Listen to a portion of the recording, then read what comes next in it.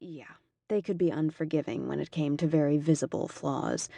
And even if someone could look past that, with the way my life had been back then, there hadn't been room or time for a date, let alone a relationship. Then there had been Jonathan King. He was in my history class freshman year, really cute guy, and we'd hit it off. For obvious reasons, I had been reluctant to go out with him when he asked, but damn, he'd been persistent, and I'd finally said yes.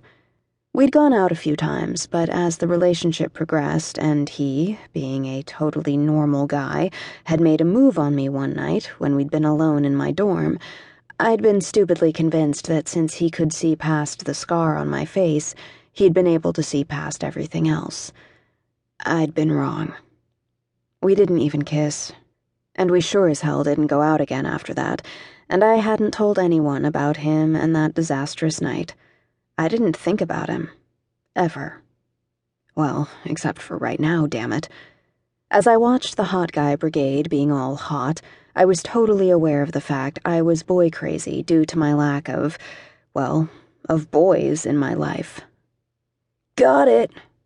My chin jerked up as Ollie rounded the couch, his girlfriend, Brittany, trailing behind him, her eyes rolling back so far in her head I thought she might pass out as she shook her head.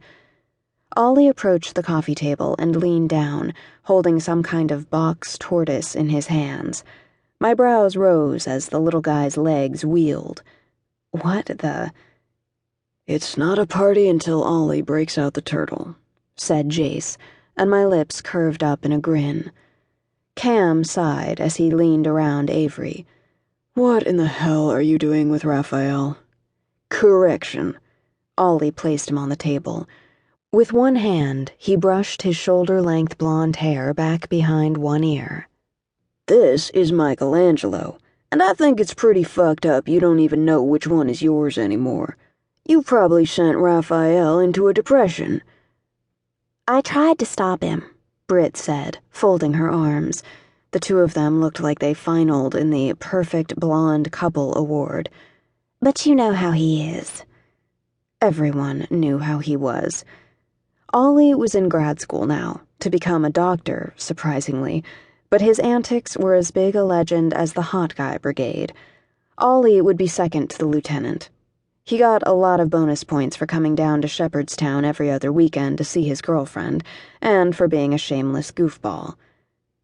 "As you can see, I have fashioned a new leash." He gestured at what looked like a miniature belt secured around the tortoise's shell. Cam stared up at him. "Are you serious?" "You can walk them now." And then he proceeded to demonstrate this by leading Michelangelo across the table, and I had to wonder if Avery and Cam ate off it. "It's better than yarn." Walking a turtle. That had to be worse than walking a cat. I started giggling.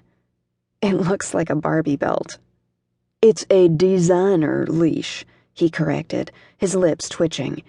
"But I did get the idea while we were in Walmart checking out the toy section." Teresa frowned. "Why were you in the toy section?" "Yeah," Jace drew the word out.